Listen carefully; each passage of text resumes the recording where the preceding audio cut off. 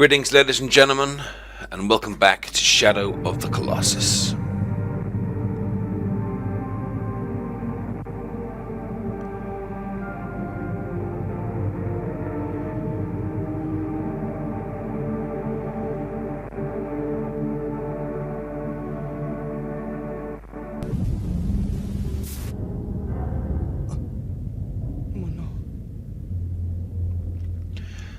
And now the marks on Wanda's face, the greyness of his skin, the scars on his hands, really beginning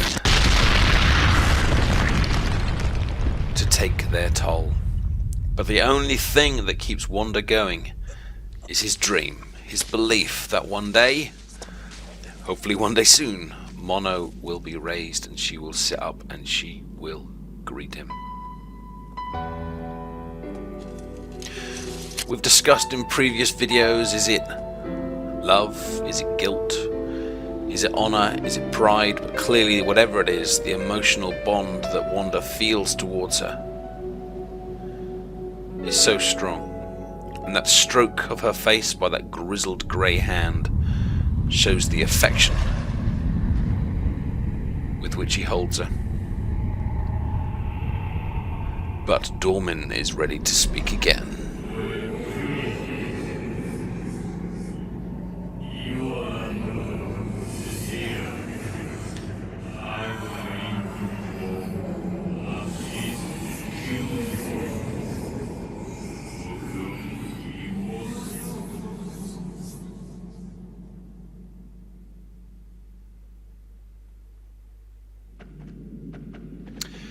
There's an interesting comparison between some of our Colossus, or some of our Colossi I should say, that some of them are very much described as sleeping, waiting, dormant. I mean, the whole thing of dormant is dormant.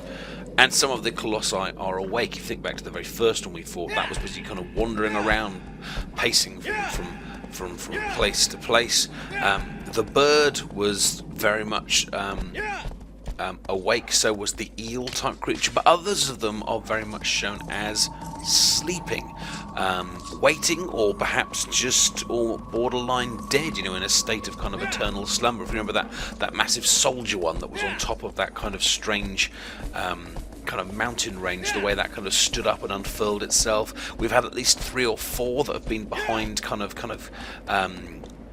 doors made of rock, and the door kind of shatters or collapses and they kind of stumble out. And again, in that description given by Dormin, we are going to find another creature that has been slumbering, which again raises that question about who are the Colossi, what is their purpose, other than perhaps to protect Dormin, to keep Dormin sealed up. And for that reason they sit and they wait to defend their perhaps very important role. But one of the things I again really like about this game and this narrative is that it is unspoken in the most part.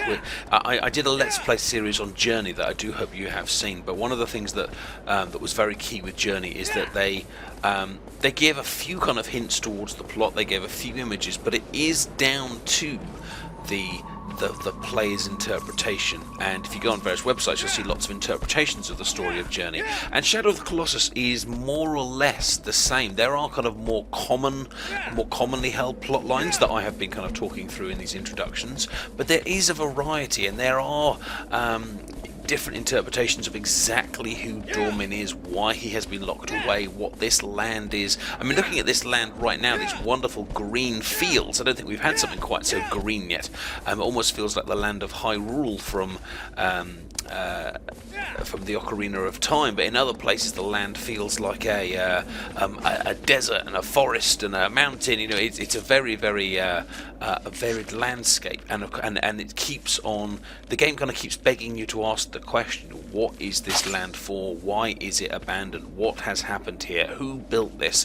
What are each of these buildings for? Think back to that last Colossus that we fought, that strange lizard creature in that very, very strange kind of arena. Was that a place of sacrifice where people were maybe thrown to their deaths to some sort of creature below? Was it a meeting place such as that you might get in some sort of high-ranking religious order, or what was its purpose? But the game, I think, purposefully never answers those questions. It puts the buildings there, it puts the colossi there, it gives a few characters, but then allows us to decide its meaning. And I think that is perhaps the hallmark of a game that perhaps allows itself to get into your head a little bit more. There are certain games that just kind of go, here's the plot, and enjoy it, and they're great. But then there's other games that allow you to kind of get more emotionally invested, to let your brain kind of get tangled up in what's going on. There are other games, that where you're allowed to kind of decide your own character. Things like the Fallout series of games or the Mass Effect series of games. Are you a good guy? Are you a bad guy? And Shadow of the Colossus has that same kind of feeling, but in a different way. Not because you necessarily choose bad good or bad actions, but because you are unsure what exactly your motivation is and why we are here and what is going on. But the only thing we know is that we must raise Mono. We must save her, and that is having a serious toll on us and on Wanda. We can see the skin going grey, we can see the hair becoming ragged, we can see the scars and the wounds upon our skin, and if we do manage to raise Mono, we will definitely not be in the same physical condition as we were when we first arrived, and it may well be that she will not remember us, won't recognise us, won't even know who we are. But that is clearly a price worth paying to save her life in the eyes of the Wanda character. Now it looks like we have definitely now come across to a very different landscape. We went through some very green fields, but now the place has gone very, very dark. As always, I'm still having camera issues. Can't exactly see where the bridge is, but I think this is it.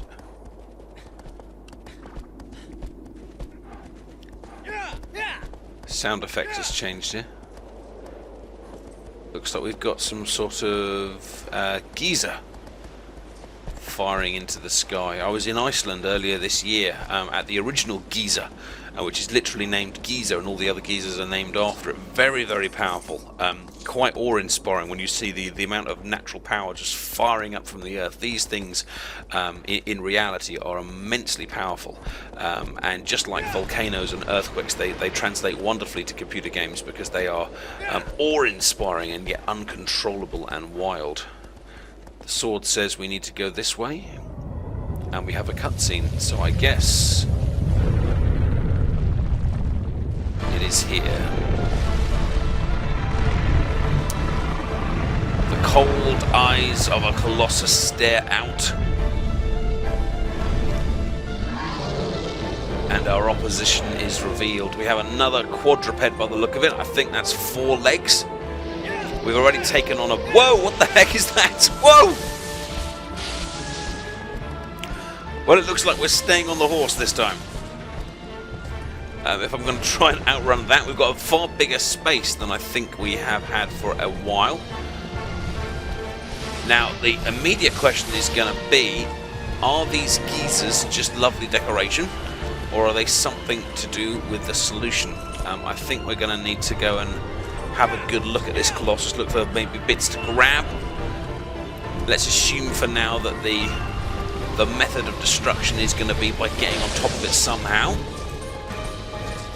Let's go in and have a look at those legs. There's a couple of rims on there, but I don't know whether they're going to be grabbable, and even if they are, the gap looks too big.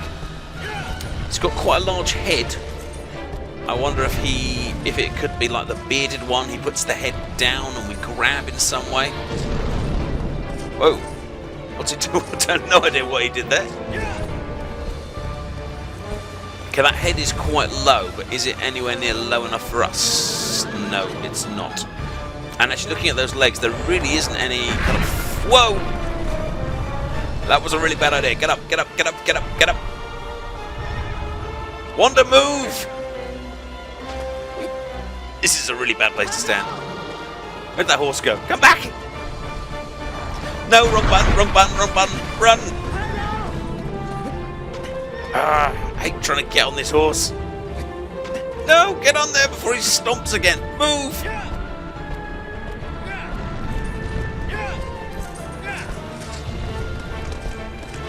Okay. If I keep moving, looks like those crazy laser energy things can't hit me. But it looks like I'm going to have to be on the horse for that to happen. Let's make the assumption that it's going to be something to do with these geezers.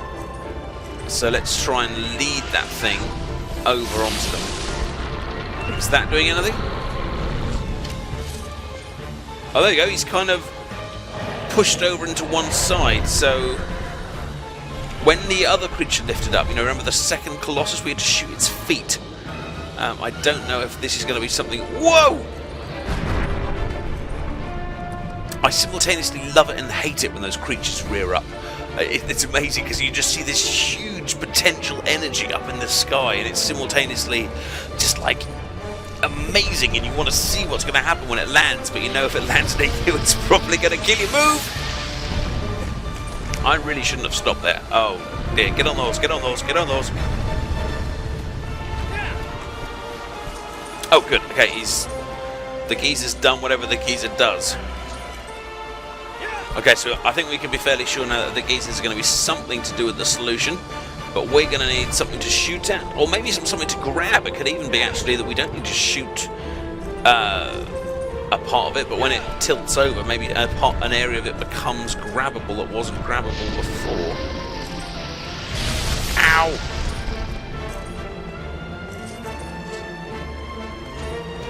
Oh, he's not quite lined up with that geezer this time. We're going to need him to sidestep left. This is definitely one of the more aggressive colossi that we've come across for a while. I've talked about quite extensively this idea of are they peaceful creatures or not, but this one, as soon as he saw us, was firing bolts at us. The clue from Dormin mentioned a rude awakening, and this guy has woken up angry.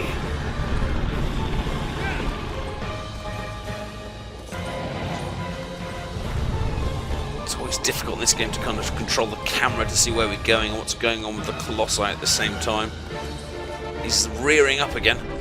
We're going to have to be careful of that. If we end up on his back at some point, as I assume we will, when he rears up, we have to make sure that doesn't send us flying.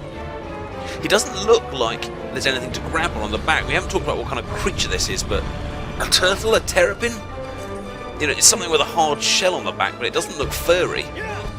So I do hope there's going to be something to cling on to. Ah, there we go. He's been put into the air again. So let's get the bow and arrow and let's see what we can do. I can't see anything to grab. He has revealed the bottom of his feet. So, oh, rather, he did reveal the bottom of his feet. Okay, I think the next time he goes up, let's see if we can get an arrow into the bottom of those feet, just like we did with the... Wow! Poor aggro, I think he almost got set on fire there. If we can get an arrow into the bottom of those feet, maybe that will give us the whatever the next stage of this Colossi is. Right, we got him, have we got him? Is he turning over? Right, there he goes. He is half rotated, so let's see what we can fire at. There really is nothing to aim at up on the main body, so it's got to be down here. Look, you can see something. There is a glowing area on the bottom of those feet there, but it's not glowing as much as some of the other bits did. I wonder if it's the feet that have turned over, as opposed to the ones that are kind of dangling into the air. As long as we keep aim for the line. Oh, I was enjoying working that out. Why did it? Didn't need to give me that kind of unsubtle clue. Thank you. Right, so we'll aim for the legs that support the body of the floating Colossus. Thank you very much, Dormin, for spoiling my puzzling fun. Oh, I seem to have actually moved him off the geezer, and it now seems to be giving him the Colossi equivalent of a B-day. Right, come on, turn around. Very, very slowly, my opponent turns to face me. Well, that's alright, so we need to wait for the geezer to to reset as well. In reality, geysers tend to blow kind of every 20 minutes or so, or maybe even once a year, but they're not this regular. Or certainly not the ones that I have heard about. Let's get back on the horse. That wasn't quite... Oh, it looks like Agro's limping. I hope that's temporary.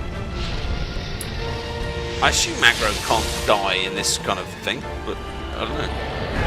Oh, he's walked past it again. Finding this just a little frustrating. It's taking a while to get him into position, and combined the fact that it's hard to get him into position, combined with this awkward camera, combined with the fact that I'm on a horse that seems to constantly move, is making this just a little bit difficult to control.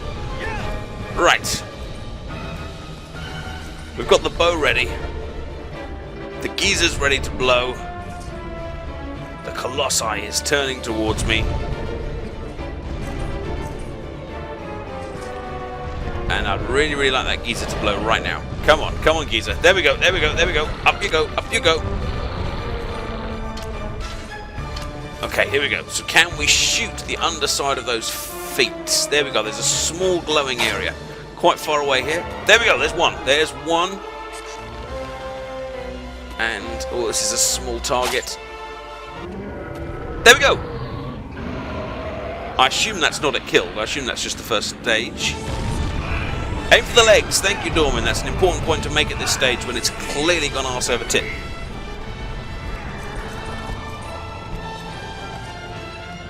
Okay, so we have a small patch of fur on the underside of the belly. With my amazing leap forward from the horse, we shall climb. Although I suppose I'm only climbing this at a very different angle. I'm not climbing towards the head, I'm kind of climbing along the side. But we've got to start somewhere, at least we're on it. As the camera swings around, we're going from... Wow, I'm now standing on a sideways Colossus. How does that work? Oh, it's getting up! Whoa! Oh, don't fall off, don't fall off. Okay, to the head, to the head. Although knowing my luck, it's now probably going to be in the tail. Oh, we've got a patch of fur. Looks like a furry patch on the head there. Oh, there is nothing to grab here. I'm just going to try and stay in the middle and hope for the best. Stop rolling around, wander, and get up there. Whoa. There's no glowing thing. Oh, there is. Oh, thank goodness. Oh, maybe I needed the sword out to make that appear. Come on, there we go. Whoa! Now the second question here is going to be... is this the only sigil we need to strike on this Colossus, or are there more? Wow, this thing is really bucking. But thanks to my wonderful iguana farming, we now have quite a lot more stamina than we started with, so we shall cling gamely on. I wonder if I'm going to be able to get this guy. Now, I think this is going to be the one that tells it. So is the sigil going to disappear? No, it's still there. This must be the only one, I think. So let's... Oh, I think we're going to need to reset the grip. Let's go back over here. Let the grip restop. Let's just hope he doesn't buck up or do something ridiculous at this point. And back. And back. Needs grip on before he... before he flows up again. Right. And let it power up and stab. One more. One more. Right, you nasty little turtle. You belong to me!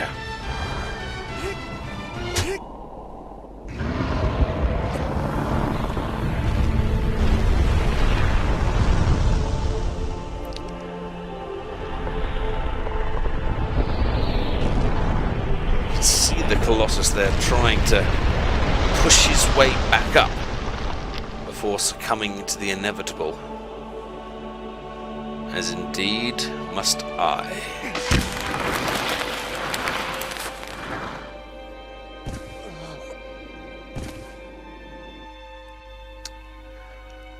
I do hope you have enjoyed battling Colossus number 9 with me.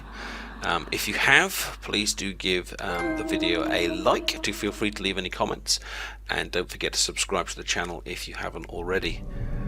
There was that mysterious little singing noise just at the save point there. We had that for the last two. I don't know if that's supposed to signify mono reawakening in some way, but maybe we'll discuss that in a future video.